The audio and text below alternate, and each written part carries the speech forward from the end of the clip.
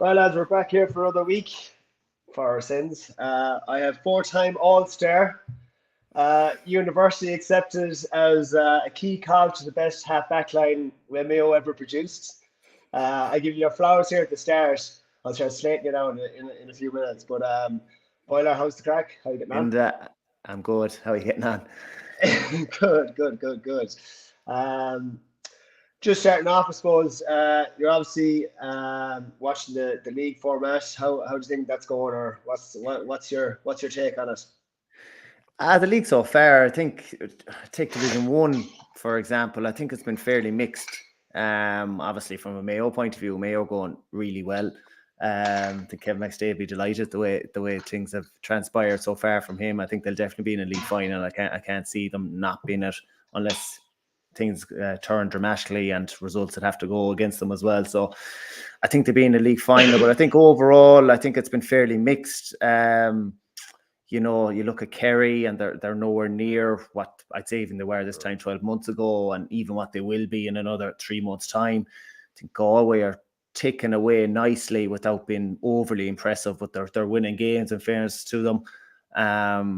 Roscommon, still very hard to know, about Roscommon or where exactly they are. Like it's still the majority of the team really that lost to Clare last year in the qualifiers. So, time, okay, in a month's time, we might know a bit more about them come that championship game against Mayo. But it's kind of the northern teams. And before last weekend, I was really disillusioned with Tyrone and, especially the performance against Mayo and Castlebar. Yeah. Like from playing against Tyrone, like they are a nightmare to play against, especially in the league early doors when the pitches are a bit slower and the game itself is a bit slower.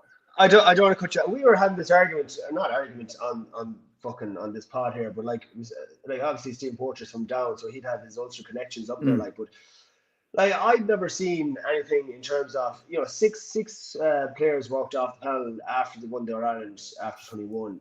It's very, I don't know, is there discontent, or obviously they had a good result against Kerry, but I've never seen a Tyrone team so inconsistent, or I don't know, do they have their identity? They're very obviously defensive. I'm not going to say, but they're always defensive in the last 10 years, but have they gone away from that, or it's just very unusual. I don't know, what's your take on it? Any thoughts on that? Yeah, well, the 6 players walking away, like that's over a year ago now. You were thinking whatever happened that time, if something did happen, we don't know, but whatever it was, that they would have moved on from that, and it's their consistency or inconsistency in the performances, I would say. But like that night in Castlebar, that was the worst I've ever seen them, a Tyrone team. Yeah. Like I was saying to you, they're playing against Tyrone. It was always just not a nightmare. It was enjoyable because it was huge intensity, huge battle. But like the sheer sight, like you mentioned about Tyrone being defensive or maybe overly defensive at times, they were literally getting out of the way of Mayo players in Castlebar that night, letting them walk in on the Tyrone goal. Jim O'Connor's fourth goal, it was a 1-2 and went 50 metres, literally solid 50 metres and scored a goal. It was like an underage. I couldn't believe it. It was incredible. But like fast forward a week and then, Frank Burns is throwing himself on Clifford's boot or Sean O'Shea's boot. So like it's nearly a mindset thing as much as that. But the interesting thing for me is that just because it was Kerry coming to Oma and they were off the back of getting a hammer, did they lift it just because of that? Or is there something more to this? Obviously, Matty Donnelly comes back in, has a huge game and, inspires them really. But, this is going to be the interesting thing. I think if they're in Clonus now this Saturday or Sunday, like that's nearly the game of the round for me, just to see, because it's a relegation dogfight. I think whoever loses that is pretty much not 100% relegated, but they're in big trouble. So this is going to be a huge, interesting game for me this weekend. What Tyrone team can they back it up now, go to Clonus, get a win? If they do, suddenly they might start to lift it from there. And obviously two of us Mayo, what's your impressions of Mayo? Where do you think they've kind of, I don't know, altered their game plan, or what's your thoughts on it? You have to say at the minute, just keep doing what they're doing. Like the first 2 games against Galway and Armagh, like the intensity levels were off the charts for whatever it was into January, start of February. Like it was ridiculous. Like we would have gotten nowhere near close to that, even coming towards the end of the league, I'd say. So to be at that level so early. Now, I think it's definitely dropped off slightly, but of course it would have been, because I'd say they're probably gone into heavy training, getting ready with Roscommon in mind in the championship as well. Like, so you're not going to have that same energy at the weekends, I would say, naturally. Plus they have the points on the board now, so they can afford to do that. They can afford to go a bit heavier. And their performance probably have slightly come down a small, even against Roscommon, probably not as impressive, even though they made a couple of changes. But certainly the 2 weeks before against Kerry and against Tyrone, they were awesome. Now, what I say is they're a total non-reflection of what they can expect down the line. But they're in a really good place. I'm struggling to remember now, Boiler. Were you there for the 6 months? You know, obviously the season, the shortened season. Were you there? Was your last season? No. So it's still a full season. I haven't played in this format. Yeah, I haven't played in this format. I'm just, in terms of, I'm sure it's very difficult to get the workload or the training load right, in terms of, the league is very hard to judge here now, in terms of, you know yourself, 6 months. When you came back in fucking November, December, you still had 10 months to go here. So it's completely different here. Oh, you were literally just cleaning the cobwebs off the boots for the first round of the league game. Like, like there was a couple of times we were on team holidays and we might have got back 2 weeks before the start of the league. Yeah, this is it. Come on, Poacher. You're training them lads a bit harder. You're fucking training them lads too hard, yeah. Match called off. Pitch Waterloo. Colm, how are you? Good to see you. Steven, how are things? Well? Not too bad. Big man, not too bad, boy. Not too bad, boy. How's it? We're just we're just on about the league. The league here. We haven't gone into coaching, Stevie, yet. Don't worry. Stevie's mad to ask you about coaching, Boiler. Oh, he's mad to ask me about coaching. Okay, that'll be interesting. What was we saying there? But Mayo, any players, Boiler, any players, kind of, I know obviously we've had any players that stood out for your. I think James Kerr has taken a bit of a leap in terms of his performances. A bit erratic at times in terms of shooting, but we'll forgive him for that. But anyone else, or? Yeah, well, outside the obvious, I think Dave McBreen and Jack Coyne in the full back line. You know, when you lose Mullins and Keegan like Mayo did, them two boys coming in, McStay almost needed them to work out and to go well in the league to see, you know, are they a good option going forward to the championship. So it's probably the one area in the pitch, in the one line of the pitch, Mayo aren't 100% blessed on options like they would be maybe from the half-back line up, I would say. So, like I said, he needed them to work. So I think they've been good. They've been solid without being hugely tested, I'd say, so far. I think them a lot more tests to come. Even, you know, come back to the Kerry game, obviously Clifford didn't start, Sean O'Shea didn't start. Didn't have their first team. Tyrone were just, as we said, a million miles off at that night. So look, at far bigger tests to come for them boys, but I think they've been hugely positive. But I'd say the return of form to the likes of Stevie Cohen, Matthew Ruan, Jimmer O'Connor, I think they've been absolutely huge, and they've been solid. What do you reckon Loftus at 6? Sure. Look, if you told me at the start of the year that Conor Loftus would be playing 6 for Mayo, I would have said, what are you on about? Like not a chance. But they are going a bit more defensive though, Boyer. They are, but it's funny, the last couple of games, he's kind of been lining out at wing back almost and nearly playing a sweeper role from there. That's what it looked like against in the Hyde anyway, against Roscommon for sure. But what I like about what he's doing the last couple of weeks is he's getting on the ball and he's moving it forward a lot quicker. And I think we saw good examples of that, especially against Tyrone, about him, just that 30-yard pass that's so underrated from the half-back line, because it just skips the line, gets the defence back scrambling. I think he's been really, really good at that. But look, I mentioned about the two boys, Jack Coyne and Dave McBreen. It's a far bigger test to come down the line for Conor playing at 6, but early stages into it, he's done really, really well in fairness to him. Yeah. What else? You're obviously, any other takes? Steve, any questions there in terms of the league? No, I'm just listening to you talking about Mayo being a bit more defensive. I flicked on the last game and I thought I was watching the Ulster Championship. Use with that negative.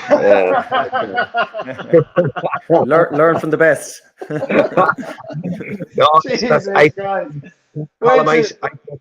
I said a few weeks ago, like, you know, there is a bit more, what I would have probably said, you know, a bit of steeliness about them. There's a different look to them this year. You know, obviously, you know, I know it's early in the league, but Colm, you know yourself, the way the league's restructured this year, if you're not flying in the league, you know, you're going to be stumbling coming into the championship. And I think McStay has probably realised, you know, he doesn't really have time for an awful lot of experimenting. It's hit the ground running and hopefully, because listen, here, like if they want to win Connacht, like, you know, they're going to have to beat, you know, both Roscommon and Galway, like which are going to be two tough games, like, you know. Yeah, hugely. And you're right. The last thing he would have needed was to lose a couple of games, be under a bit of pressure in the league coming into the last few games to stay up. You know what I mean? So at least we were talking about this earlier on.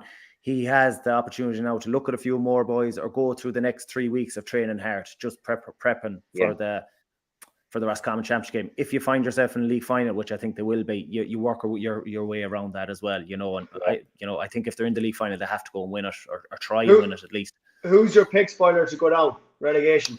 I tipped Monaghan and Donegal at the start, and I still think it would be Monaghan and Donegal. I think Mayo beat Donegal on Sunday, and I think that's them gone after that. To be honest, I don't. It might be mathematically possible, but I think just the way they're going at the minute, like they're on 3, but it's almost a flawed 3 points when you take that first game against Kerry into consideration. Like I think Kerry had 5 of their starting All-Ireland team a couple of weeks back training, like they were nowhere near, you know, what they will be down the line. So I think they're struggling big time.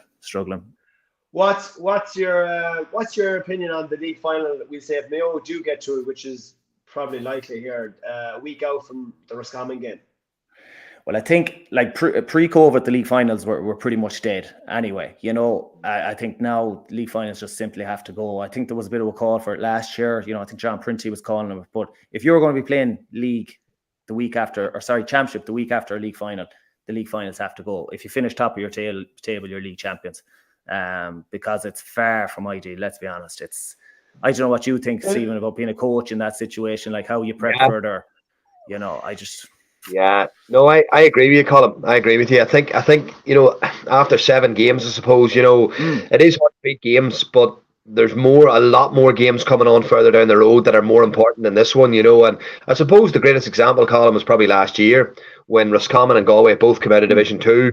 Galway played a really, really skeleton sort of team in the league final, and even Roscommon. I was at the league final, lads, and I was watching the Roscommon reaction at the end. Even more experienced players like Enda Smith stuff, they sort of deep down knew it was a facile enough victory, you know, winning that Division 2 last year, because, you know, Galway played. That day, lads, they played. I think it was Finney O'Leigh and I think one of the Kellys played a double sweeper. And I was thinking to myself, there's no way they're going to play like this in the championship. And they didn't. And I think it was a bit of shadow boxing. And I think both teams are like, look, let's get this out of the way and get on with things. So, yeah, no, I agree, Colm. I think it's just another game that counties don't need. They really don't need, you know. No. And you hit the nail on the head, especially with this new format. If you're looking later down the line about getting to a qualifying stage or the Sam Maguire, the race, the 16 there, like it's the last thing you need is another game. That'd be 8 games in 10 weeks, I think, or something like that. Yeah, it's it's not ideal. We're actually, Pointer, when you have me here, we're on about the new format last week. What's your opinion on it? I think you nearly have to see it in action first. I don't know. I'm very unsure about it. What I am sure about, to win the All-Ireland is a lot harder than it was. You know, even with the Super 8s back in the day or quarterfinals or whatever it used to be. Did you think Super 8s worked? I probably would have liked to seen it maybe for another while to make an opinion. Like, I know the night we played Donegal in Castlebar, for the winner got through. Like, not all games worked out this way, but like the atmosphere in McHale Park that night was absolutely savage. It's probably the most enjoyable game I played in Castlebar, I would say. It was huge, but look, it was basically an All-Ireland quarter-final. The winner got to a semi-final against Dublin the following week. So that was kind of the perks of it worked out that way. But then along the way, there was a couple of dead rubbers, you know, so it didn't really have the effect of what we all thought that it was going to, I would say. So we're just getting on to the coaching here, Boiler. You're obviously involved with Sean Dean's. Is it? Correct me if is it gone 17s now or 18s? It's still 17s. 17s, yeah. You're not that long retired. Yeah, it's 17s. But they could be changed to 18s again, though, couldn't they? That could be in the pipeline. As far as I know, it's staying the same for next year. There was a vote in it there recently, and was it Congress or it's staying the same, I think. Yeah. There was rumours it was going to go to under 19. I think the whole lot 20s was going to come down a year, and there was going to be actually under 17s was nearly going to be going academy. Okay. And under 19s was going to be the main competition then for underage, but I think that's idea has gone by the wayside. I think it's staying as it is for now for next year. I think. What's like as in with Sean Dean, how are you finding the Colm in terms of are you selector or coach? I'm not sure what. Yeah, a bit of both. Yeah, helping out a small bit of coaching and obviously in the background as well on a couple of things. So, look, it's very, very different. It's really enjoyable, first of all. But like very, very different, obviously, to playing. Like, I'm sure that's without stating the obvious. But really, really enjoyable. Just even the way you have to prepare for a training session, like, you know, in a lot of the time you'd rock up, you just need to be hydrated and fed. And that's all you used to be worried about, really. But now you're actually worried about the training session and drills and what they look like and when players get it and is there too much in it, should be a bit more basic or whatever it is, you know. So loads of different aspects in it, but enjoyable. Yeah, just even being back involved in a team environment as well, and as well as good, you know. What's the timetable like there, Boiler, in terms of championship league matches? So matches start next month. Almost 4 weeks Friday. We're out against Roscommon. So provincials are round robin. So you play everyone. We're going to play everyone in Connacht. Top one goes to the final automatically. Connacht final, 2 and 3 play off then to get to the final. And obviously it's back into the way it was then. Your loser or your Connacht provincial finalists, losers and winners go into quarterfinals. Okay. Yeah. And like in terms of like training structures, like what's that? Is it Tuesday, Thursday, match Sunday? Tuesday, Thursdays, and kind of either training or games on a Saturday then, you know, which is great, which is good. So you have your structure there, which is brilliant. And you know, at least you know when the games are coming. Now there's no league, that's the only thing. So you're kind of straight into the championship. So you have to have you're straight into championship games. So you have to have your challenge games and be prepped coming into it and be organized. So yeah, it'd be you know, even if there was a development competition like there isn't under 20s, that would probably be a good thing where you're getting good challenge games in different environments to teams, or sorry, good competitive games, but not to be in that regards. And what's the set like? What's the setup like? Is there have you S&C? Have you nutrition? Is it gone? Yeah. Like the lads are in charge of the minors for the last 2 years. It's the same setup, like, you know. So like they have a brilliant setup. Yeah, but they you know, it's not on the same scale, obviously, as a senior team. You know, of course it's not. But the fundamentals of what you need are absolutely there. Yeah, 100%. I can't see that column as well. I seen something today. I think it might have been Parkinson or something was given off about the Limerick minor setup. You know, setup, but being sort of we definitely don't have that many. but on a serious note, though, like I think it can be a good thing for a young player, especially being involved as a school teacher myself. Like it can only be a positive influence on a young player's career and a young player's sort of lifestyle to have the likes of yourself, Colm, involved, guiding them. You know, maybe a nutritionist, because a lot of young people now are very educated. Like, you know, in the basics of S&C and nutrition and stuff. I can only see it as a positive, like, you know, for any young lad coming through the setup, you know. Absolutely, because what you're trying to do, you're trying to teach them stuff and learn to bring them, once this is over, that they can bring into their club or bring into next year, you know what I mean? Or they kind of get an idea what it's all about if they want to move on through the ranks and into the 20s and stuff that they need to be doing. So without going overboard on it, of course, and you know, completely off the Richter scale, the basics and the fundamentals now, really, if you don't have a nutritionist or S&C or that, you know, you're at nothing, really, you know. What's the contact time within Boiler in terms of S&C? Would they have programs every week, or what's the story? Mixture. Yeah, so you get or you might get a bit of gym work done after training or something like that. You know what I mean? Depending on your contact time, but they might have a session to do on their own as well. You know, obviously you don't want to be overloading the stuff. These boys had a mental amount of schools football in the last 2 months. You know what I mean? So you're some of them are still only coming off some of that as well. So you had to be very careful on mine, lads, make sure they weren't doing too much. And what's the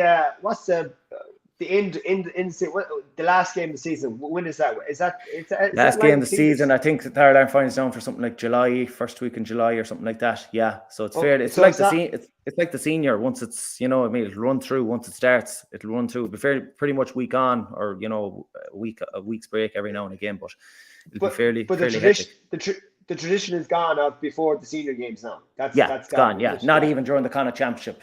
You know, there's, you know, we would have played say before Mayo senior games. That's all gone. Like, which I think is a real shame. Because the lads would absolutely love it. It's a real pity for the young lads, isn't it? It's a real pity for them. Did they do it in Ulster, Stephen? Actually. Yeah. See, the Ulster structured column. So there's 4 league games for Benny. Benny's over the minors, Benny Calder, and there's 4 league games for the minors, 4 Championship League games. But they're actual, ironically, Colin, one of their first ones is Donegal, and it's on the same day that Down play Donegal. So they've actually arranged it to be a double header that day in Park Exeter, which is brilliant for the young lads. Great exposure, great experience. You know, because Mayo, we're playing Roscommon the Friday after Mayo seniors play Roscommon. They're playing the Sunday before, 5 days. You know, so it'd be unbelievable for them boys to play, you know, before the senior game. But look, I think this is the way it's gone. I don't think it's going to come back anytime soon. But I hope Donegal is like out. I know, lads. I think it's hard on. It's probably hard on. I think it's hard on the current management. What's happening, lads? You know, there's a lot of, like, even McGuinness's article today and stuff, like, it's heaping a lot of pressure on that team. I think it's very unfair, Andy. You know, I think it's a wee bit unfair, like, you know, on the likes of Paddy Carr and stuff, because Paddy's a real gentleman. Like, he's a nice man. You know, and it's heaping ridiculous pressure on them. Like, ridiculous pressure, you know. What is the inside track there? See, not the inside track, but what is the story there, like, in terms of just a fallout between the county board and the boys involved? Is it?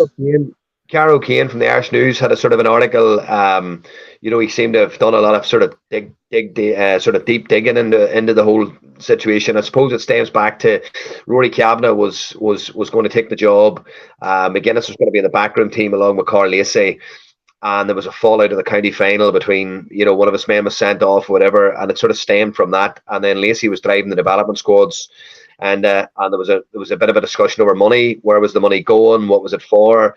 You know, he was obviously putting a very, very high performance, you know, culture in place, like Colm's talking about minor setups now.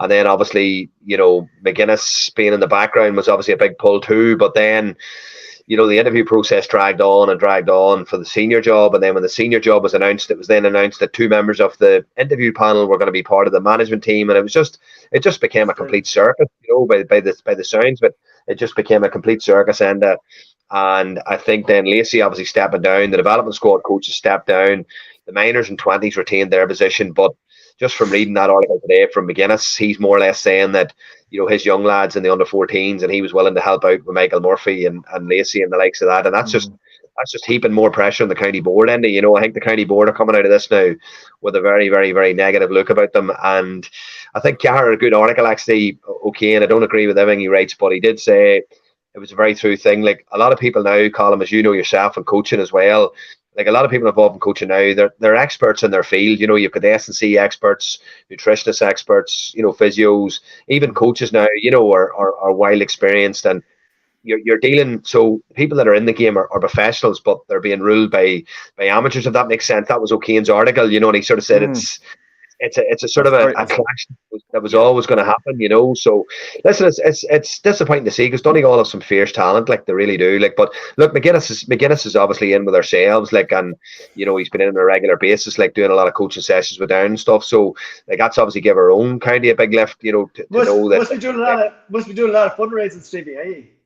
No, Jim has a soft spot for the Mourne Mountains, you see. So he just like the scenery. He gets his 35 mile, and it's great. And we get him a dinner in the Canal Court as well, you know. A bit like the Mayo boys, the Mayo management team. I'd love to know who's paying them. I got in trouble for cracking a joke about Tony before. I'm not doing it again. So is Jim actually with you now? Is he full time with you?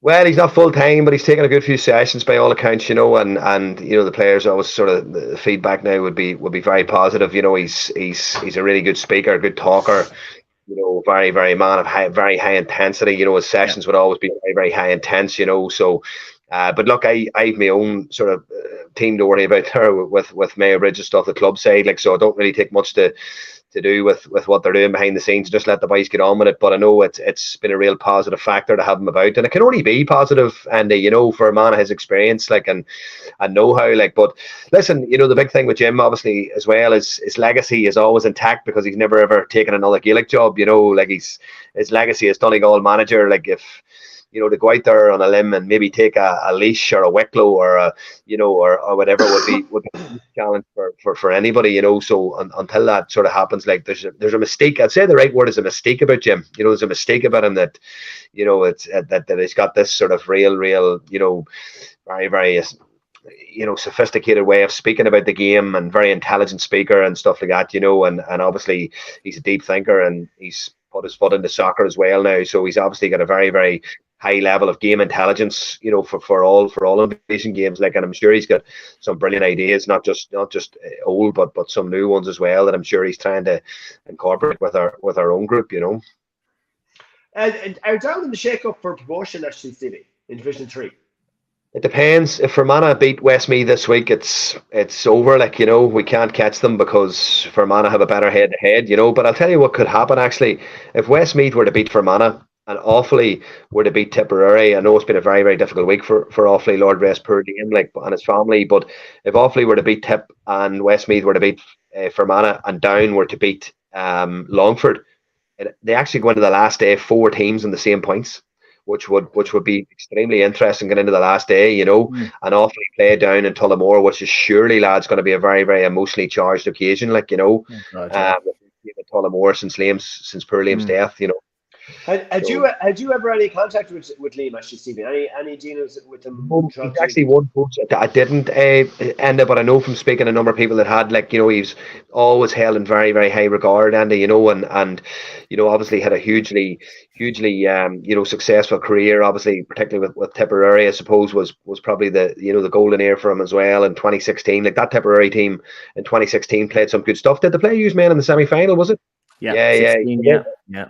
They played some great football, lads. They really did. We played them too in the qualifiers in 18, I think, and 2 years later down in Thurles, and they had us on the ropes that day as well. We got a goal. James Durkin got a goal with 10 minutes to go. It was one of those. He was probably going for a point, slabbed the keeper, and only for that we were in massive, massive trouble. But yeah, they were a very good team. But obviously, it's very, very sad. Yeah, and even seeing some of the post, from some of the Offaly players, Anton Sullivan and a couple of more senior players in Offaly, they obviously held him in huge regard as well too, and you can see that very clearly from the way they speak about him as well, and I think he was a straight shooter, really, really good leader, and a nice man behind it all as well, so God rest his soul. Yeah, it's there's not much. Jesus, it's just unbelievable. What his selector has moved into he's going to take the team now. Is this? I think I read that somewhere today. I think he's just going to fill in for the last 2 league games, or fill in for the rest of this year and go from there. But difficult for everyone. It's a shit situation. And just on about managers, Boiler, in terms of would you have taken anything in terms of the managers you've had in previous throughout your playing days? Like, would you have taken anything off them in terms of what you saw from them, their strengths, or any opinion on that? Bits and pieces, yeah. But of course, you learn. You kind of, when you're getting a bit older, you take a bit more notice of these things. That's what I'd say. Like 10 years ago, I didn't really, take much notice, even what they were. Of course, you'd take notice of what they were saying, but the way they were getting their point across, or try and get their message across the group, and that's where James probably Horn. That's what's his strongest point, I would say, is coming up to game day and getting his point across about what he was expecting us to do at the weekend. I really noticed, or used to cling on to the phrases he'd use, or the terminology about how he wanted us to play. And he gave you the talk before the training on the Tuesday night, and you were like, yeah, we're going to win this game on Sunday, and off you go then and train. You know what I mean? And that was his strongest, but brainwashed us, yeah. Didn't always work. But like I said, you nearly pick up on them things a small bit later on, I would say, with the coaching, from a coaching point of view, or sheer coaching point of view, definitely Buckley, Donny, from the way he coached, I'd say he definitely made me a better defender, 100%. The way he fucking wants to with all them tackle boxes he used to do with me. Yeah. Love the tackle box. Love the tackle boxes. Lived and breathed by them. I've always got back to this, right? So a wee question for you, Colm. Do you remember the game? I think it was the game. Now, correct me if I'm wrong. You were playing really, really well. I was at the match, and obviously you're a huge admirer of yourself as a footballer, obviously. And I remember you were playing Kerry, and you were taking off, and there was something emerged after. Now, correct me if I'm wrong here. Was it something to do with your GPS stats that started to drop or something? Yeah, nonsense. What's your view on that? Because I have a view on it, right? I have a view on it, and my view is very, very straightforward. That if you have a player who's playing well, I don't think it should matter if they're fatiguing or not, because you're in the zone, you're in that happy place, everything's going well, balls are falling for you, you're making the right decisions. What's your take on it, Because I've always wanted to actually ask this question here, what was your take? The view, there was loads of stuff going around that time, Stephen. There was another one about the hamstring, that I could only play 50 minutes because of my hamstring, or 50 or something like that as well. Right, So okay. they were all nonsense, really. Right, okay. Look, it wasn't hugely discussed at the time. The main thing, when people talk about this and people talk about me coming off, they're forgetting that Paddy Durcan was coming on for me. You know what I mean? Yeah. And that semi-final you referenced there, I think it's if it's the one I think you're on about, was Kerry in 17, really wet day in Croke Park. And I was going well, but Paddy kicked the equaliser 6 minutes into injury time to force the replay. So, you know, they're the kind of things people forget about it. But there was generally nothing in it from my side or management. Well, you basically had, in fairness, Mayo had probably 4 All-Star caliber halfbacks in 16-17. Paddy Durcan was just breaking onto it. Yeah. He was probably 22, 23, and he was injured. He was injured earlier on in the year, and so he didn't. He was only really coming back in championship. Couldn't get into the team, but he was flying and training then. You know, the boys were looking at him as an option coming in with 25 to go to really just open up. Yeah. Pound for pound, that Mayo team, it was the best defence in Ireland, like, without a shadow of a doubt. And it's probably one of the reasons why they were the one team that came so close to beating Dublin. But just on that, Colm, it's interesting because I know from speaking to Tony in the past, he would have talked about Dublin's influence coming off the bench, and he would have talked about the ability and the braveness to maybe, say, for example, Colm Boyle chases David Connolly for 50 minutes, and they pull Connolly out, and you're goosed after chasing him for 50, and you're getting on a fresh Bernard Brogan or someone like that, you know, who's coming in fresh. And he was a big believer in, you know, the opposition should react as well and produce a fresh defender, you know, that sort of way. And I don't know if that was the thinking behind it or whatever it was. Yeah, huge. And like, I'll give you a good example of that, Stephen. I mean, in 15, where we drew in Croker, and we played them the following Saturday evening replay, and I had a huge battle with Paul Flynn Paul Flynn is an animal, or was an animal. It's like to run, and a battle with him for 50 minutes, and then Alan Brogan comes on and for him and my spot, like, and Brogan probably played puck, to be honest with you, you know. But just that was the sheer level of player that you're talking about that was coming in. Obviously, McMiniman comes on that day and gets a goal as well. You know what I mean? But that's the challenge you face when you're playing Dublin. You know, you knew it was coming, or you knew it was there, and you know, we managed it better on certain days. It didn't always work for them. It wasn't always the case that the boys come off the bench and finish the job. But on a lot of certain days, or some of the bigger days especially, it probably did. You know, even the 17 final, Connolly comes in, kicks a point that probably only him can kick at a stage of the game where they really, really need a score. You know, so that's probably why they were just an exceptional team. Yeah. And it's being sold now. That's the way it's been sold now to players. You know, you're a finisher this week. Yeah. You know, you're finishing the game. You're a finisher, and a finisher's now more as mostly as important as a starter now. Yeah, but I'd say a lot of boys are actually, you know, not happier, but they're more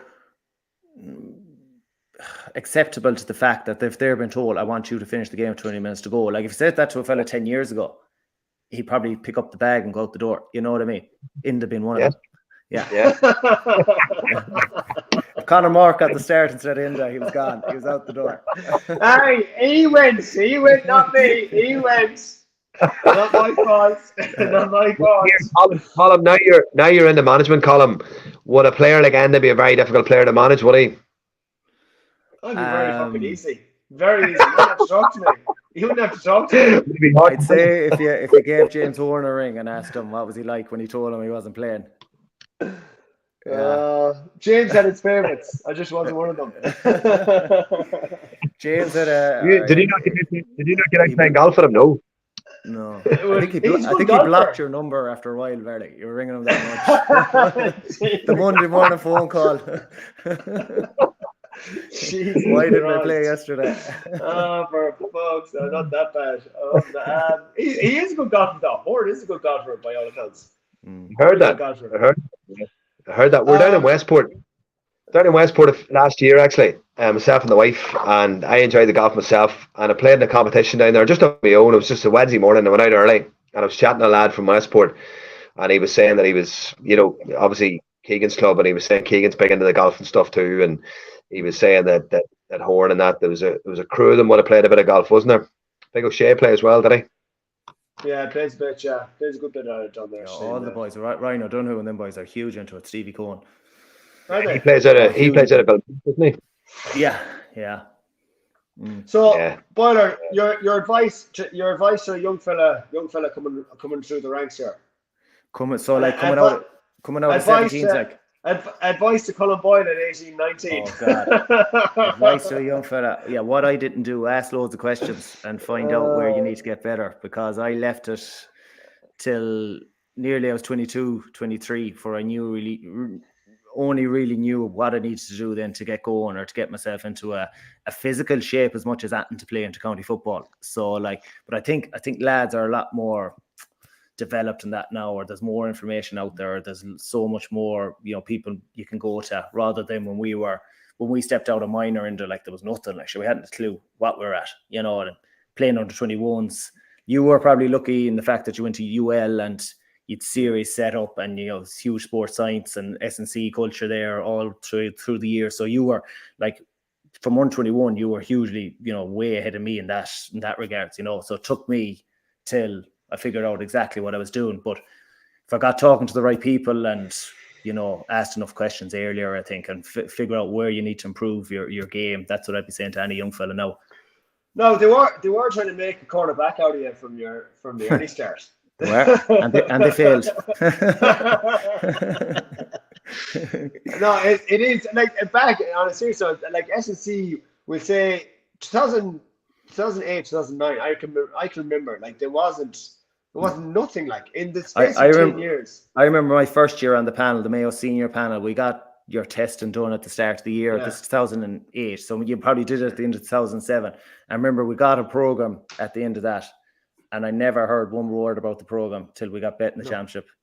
There wasn't one word about, are you doing it, or is the program changing, isn't it? And this is only 14 years ago, like. So, like, I don't think, I'd say, like, a lot of other counties, but the majority of counties were exactly like that. It was just a tick the box. Oh yeah, I'd say definitely, probably if not them all, and then you have like the Cork, like, even a club level, now, it's everybody's buying in that senior clubs and stuff, buying in it too, like, But just on that, Colm, we're talking about underage, like, I know I had a bit of a time with games at the minors there a few years ago, and I found, obviously you're talking about, previous in 2007. Is there a softer nature about the current generation? Is it more the tough love, so it doesn't work anymore? Like, you have to be very, very coy in how you approach these young people now, don't you? Like, with so much going on in their lives and stuff, outside of football. Like. I better be careful what I say here now, but but you know what, Stephen, you mentioned it there, like, because of the phones and the social media now, you don't know what's going on with the young person, so you do. Are you getting the pronouns right? Are you getting the pronouns right? But honestly, you do need to be, of course you need to factor in, and there can go the other side too, where you're being too soft, you know what I mean? And maybe a fella isn't working hard, but just because it's not in him, or he doesn't want to work hard. So, you know what I mean? You have to factor that in as well. But there are other things that you need to be maybe a small bit more wary of these days, for sure.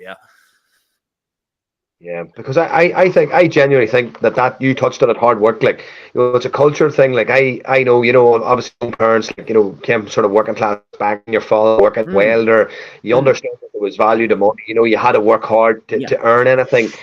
You carried that probably through school and college, and even in your coaching and stuff as well, that you realize you have to work hard at this if you want to make it successful. And I just think, young people now, everything's filtered down, their exams are filtered down, their coursework's filtered down in school, and then everything's just filtered down, and it's not that it comes easy, like, but they don't have to really grind and work and hard and scrap for things, and that's that feeds into the football sometimes too, Colm. Of course, because if they don't have to do that in a normal daily aspect, obviously to a certain degree, we're not talking about working, people to the bone here, but if they're not doing that in a normal day life, and then you're asking them to grind in a training session, or grind come match day, in tough scenarios or tough circumstances, then it's not going to be there. For a couple of boys it will, of course, but for a lot it won't, it mightn't be there. So, so that's where you physically need the time with the lads and develop that culture within the team, I would say. Can I ask you a question? How did you deal with setbacks at the player column?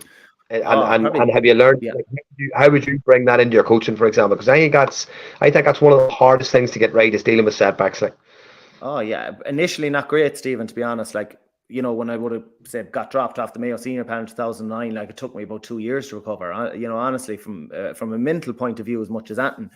But then obviously from setbacks in terms of losing games, I never found it.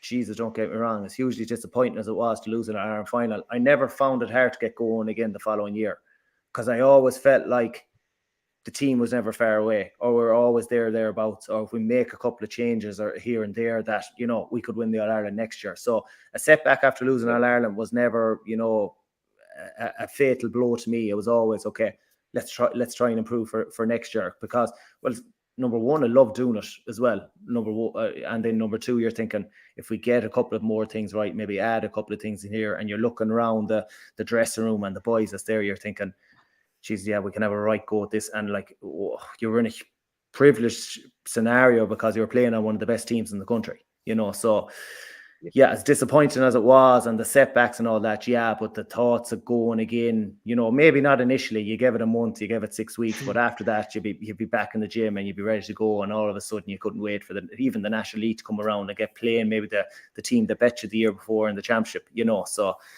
yeah, but like I said, I would have never found it a huge factor recovering from setbacks, because I think it was just mainly because the group of boys we had, because you just love going back training with them boys in 2 or 3 months' time again. You were nearly dying to get back training, you know. Yeah. What on about setbacks? Go on, Stevie. Sorry, go on. No, I was going to say, like, I was doing a coach education thing last year down in Galway, actually, Oran Moore Club in Galway. Yeah. And I met John before, and he was talking about, you know, the Galway team that won the All-Ireland. Do you remember the Year to Sunday documentary? Yeah. And he was talking about that group. He just felt that group just weren't particularly close, you know, that have continued. And I just look at the down team of 91, 94. I know from speaking to a couple of players that are on it, like, you know, that group would remain very, very close. You know, I'm just wondering, like, despite the fact you men never got over the line, you know, and that's not this fact, because we're a phenomenal team. You're obviously still very close, like, you know, with the near miss, like, the group, like, you're still very close, like, yeah. Yeah, for sure, definitely. And like you said, okay, you didn't get over the line, but that doesn't change. You know, I won't say who was talking to, but I spoke to a fella from a county that won the All-Ireland in a particular year, and he said, you know, it wasn't probably the worst thing that happened to some of those fellas. So it can take a turn as well. Yeah. You know, it's not all about winning; it's about the experiences you've had together and the brilliant times you've had together. Why do you don't have to name the person, but did he go into any specifics there? Like, why did he just a couple of fellas? What happened to them in their personal lives after that? You know. Okay. You know, so like. Not to say that would have happened to our lads, but I know, or some of the boys fell out over different things after it, and you know, just things weren't the same again. You know, so. What about setbacks? But obviously, at the cruise ship. When did you do the cruise ship? 2020. So literally a month pre-COVID. Yeah, month pre-COVID. Yeah. So that was to finish me really as a serious intercounty footballer, you know, because I got back, but I wasn't. Just got back by the time the championship had started. Obviously, it was delayed championship that year.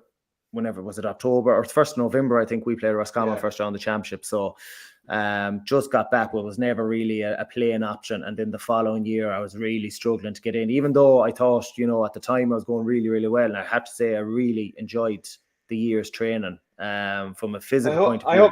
I hope you picked the phone up to Horn. He blocked me as well, like he did to you. So, but yeah, really, really enjoyed the year. Just from probably because I knew it was going to be my last, so I just absolutely maxed it out to everything I could, and I was really lucky in a way that I didn't miss a single minute of training. I got from a 35-year-old pushing myself hard, the body held up well. And, you know, funnily enough, I was getting back into where I started. I played a lot of that year in training at cornerback. So I was marking the likes of Ryan O'Donoghue and Tommy Conroy, who were flying and killing as well before he got injured. And really, really enjoyed that. Just marking them boys in the peak of their powers, really. And I thought I held my own, you know. Down through the years, you played a few positions. What's your favorite position? I probably look anywhere in the half back line. I never really used to mind 5, 6, or 7, whichever it was. I never had a preferred side, you know. Well, like we'll say in your latter years, Boiler, in terms of you probably started 6 a bit more often. Obviously, you kind of sat back a bit more in terms of that role was going to was changed a bit. Like, I suppose what happened there really of myself, say Lee and Donny, I was probably the most inclined not to be going all the time. Now, I wouldn't have had the same athletic ability as the two boys, so there was a lot of that in as well. But I'd be probably more defensively aware and, structurally, maybe mindset that, we can't all be going here, or we need to hold boys back, and trying to pull boys back if I saw that the two boys were gone. So there was a bit in that in it as well, or it could depend on a different day, matchups. If there was a player that the James or Stephen wanted marked at 11, Lee go to 11, I go to 7.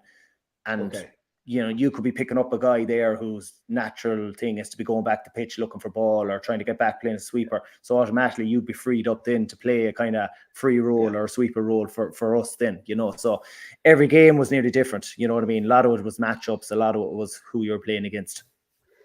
Your toughest opponents in terms of we go with the three most often teams we played in the last 10 years. Galway first. Joe, funny enough, the first fella I had in mind, he's not from any of the counties that you think, but Galway, Paddy Kelly, Cork. I marked him. It was kind of the first year I was back. I marked him in the league final. He was, look, you don't need me to tell you, he was a savage footballer. Like, I left Croke Park that day thinking, he was like Dillo. He played like Alan Dillon, but he was just absolutely Paddy Kelly. Yeah, Paddy Kelly. Yeah. Oh, really? Savage footballer. I learned a lot from him. Just the way he was able to move and get on ball across the half-forward line, So, Galway.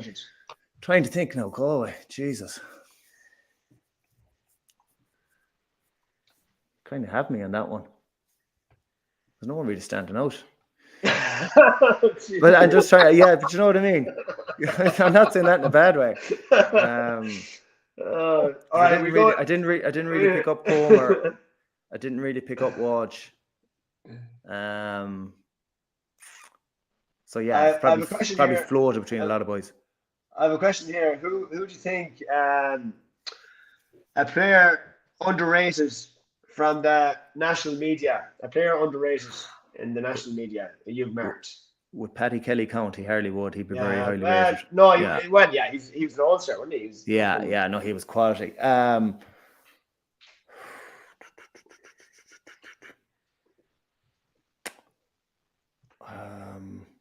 trying to have a think here now. I'm going to look up who you've marked in the Galway games now in the last 10 years. Oh, yeah, that cleanly. Colm, yes. Colm, you see the players you marked in the past, right? Yeah. In the lead up to games, obviously would you be made aware on the Thursday, for example, who your matchup was?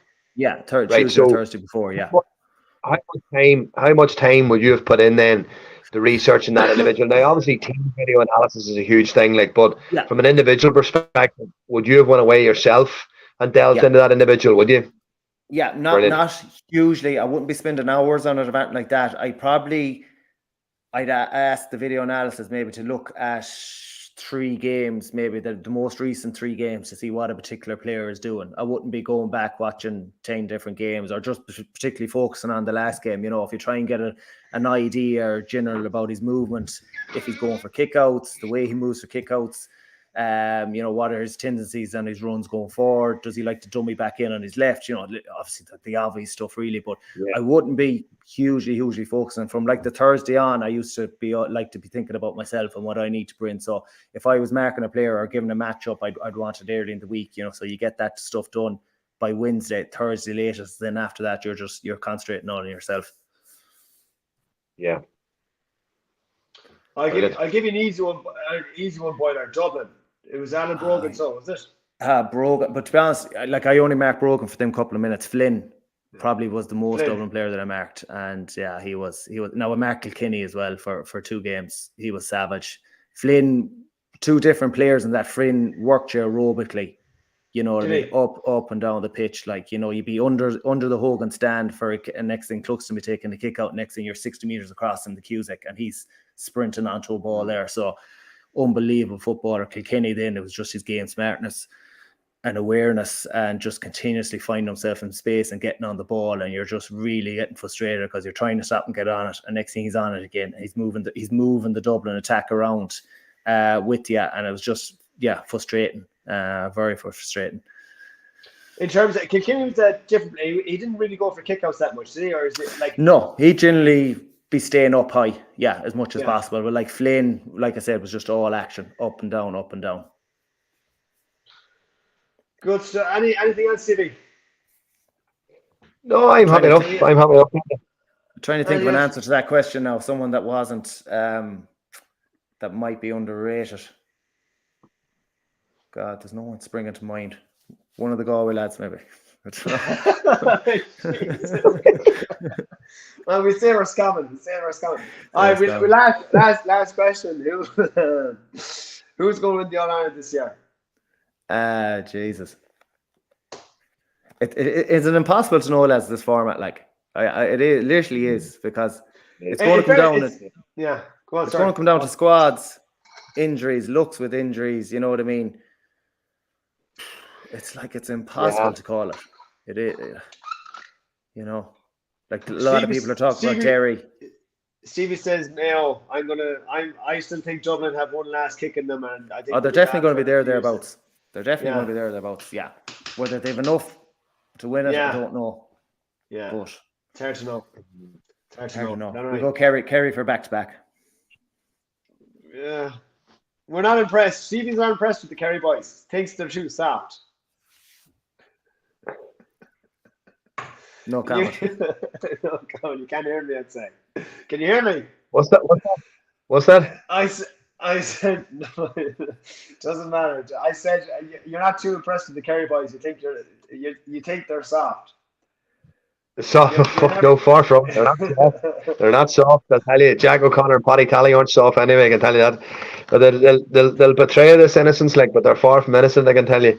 They're as cynical as the best of them. No, listen, it'll be a very interesting All Ireland. Actually, I think we chatted about it, Enda. We said that probably this year, above all years, there's no real standout team sort of, standing at the minute. And listen, your own compadres, their own comrades, they'll fancy their chances as well. Mayo, they'll be quietly confident too, of getting a sustained run. But I think you broke up there, the Wi-Fi broke up there a wee bit. I think Colin mentioned Derry, but I just feel if something happens to Shane McGuigan, I just don't know where they're going to get a lot of scores from, and they're heavily reliant on goals. Yeah. They're heavily reliant on goals as well. Yeah, I'm not fully convinced by Derry. I think it's too early days. They're playing Division 2 football at the end of the day.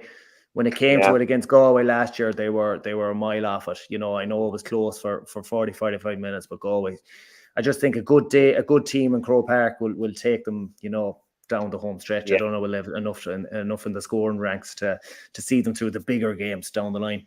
But time will tell. Even last year, Colin, they were relying on goals to beat Clare, in the quarterfinal, and the goals straight up. They struggled, Right, lads, I think we leave it there, won't we? Brilliant. Go on. Brilliant. Pleasure, Colin. Perfect. Thanks a million, man. Thanks for doing that. Cheers, lads. Thanks. Look, I'll talk to you next week. Cheers, lads. Thanks. Bye. Cheers, Colin.